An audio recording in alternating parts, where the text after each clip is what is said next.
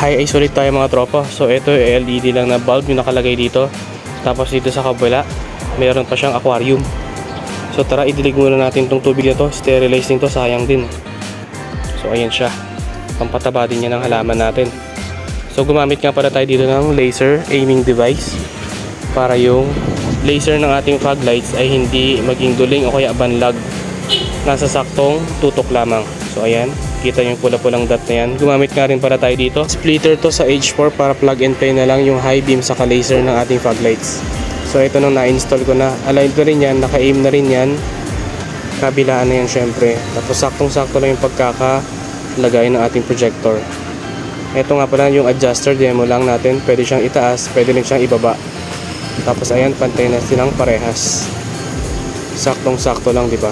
Quality yan. So check naman natin yung high beam kung gumagana na. So ito gumagana na yung high beam, pero yung laser hindi pa gumagana. Tapos patay po lang ng ilaw. Baliktad yung polarity. So inayos natin yan. So ito demo ulit natin. Pag patay lahat ng ilaw, patay po ng mga ilaw, umiilaw din yung fog lights pagka pitik natin ng high beam. Sa passing light yan. So kita nyo sa wall, meron siyang bilog. Sa may bandang ibaba lang ng headlight. Yun po yung ating laser ng fog lights.